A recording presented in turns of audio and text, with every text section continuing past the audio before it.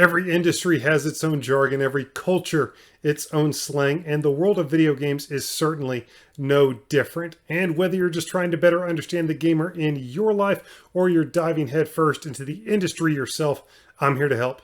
Hey guys, Eric here from All In, a Nintendo podcast, and this is Gamer Glossary.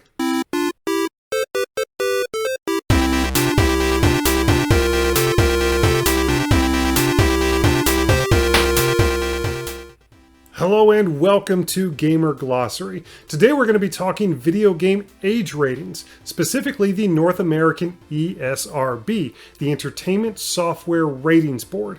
Now, many years ago, back when the original Mortal Kombat was first released in arcades, there were a lot of parents that thought the game might just be a little bit too, rip your head off with the spine still attached, A couple congressional hearings later, and in 1994, the ESRB was formed. Now, very similarly to the Motion Picture Association of America, which doles out age ratings based on the content of movies, for all intents and purposes, the ESRB performs exactly that same function, but for video games. As a matter of fact, the ESRB has a very similar rating structure. So let's go ahead and throw that up on the screen right now. For the sake of making these easier to understand, I will actually be directly comparing the ESRB ratings to their movie counterparts. The first rating we have right there is EC, that stands for Early Childhood. You will see this almost exclusively on video games targeting infants and very young children. The next rating we have right there is E, for Everyone.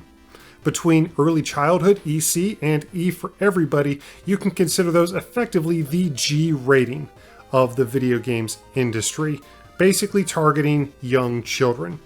The very next rating we have right there is E10, or E10+. That stands for Everyone 10 and up. Also kids media, it directly correlates effectively to a PG rating for most movies. The next one we have is T, for teen, which is the direct counterpart of the PG-13 rating that you'll see on many films and directly targets young adults. The next rating we have right there is M, for mature. This is obviously a direct correlation to an R rating in the movie world. Mature rated games are targeted specifically toward adults and for the most part should not be consumed by young children. Now, for the sake of completion, there is the very rare AO rating. That stands for Adults Only. That effectively correlates to the NC-17 rating that you'll see in the movie world, although arguably the AO rating is even more rare. You will almost never see it.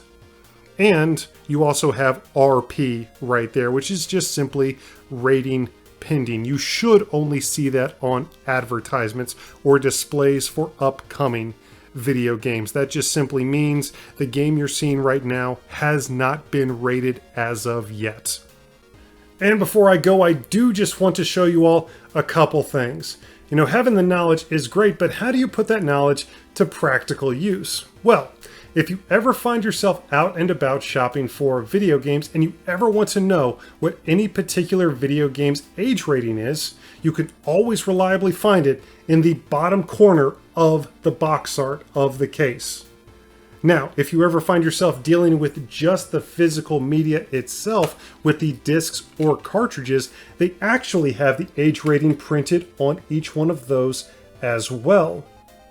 And if you want to go even a step further than that and find out why a video game was rated the way it was, then all you have to do is flip the case around, because on the back of the case, again, in the bottom corner, they have very clearly printed not just the age rating, but every reason that a video game is rated the way it was.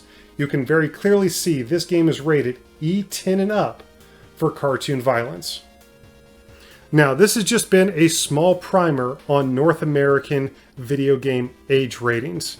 There is a chance that you could run into a different rating system with colors and numbers, But that's actually a different rating system. It's the PEGI system, mostly used in Europe, and I will actually be covering that in a different video, so do check that out. But as far as the ESRB goes, if you'd like to learn any more, I very highly recommend going to esrb.org.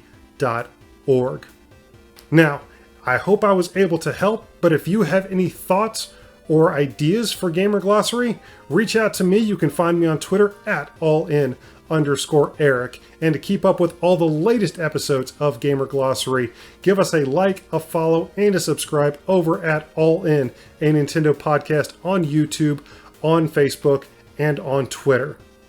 Now, thank you guys so much. I will see you all in the next episode, and let's never stop trying to be better.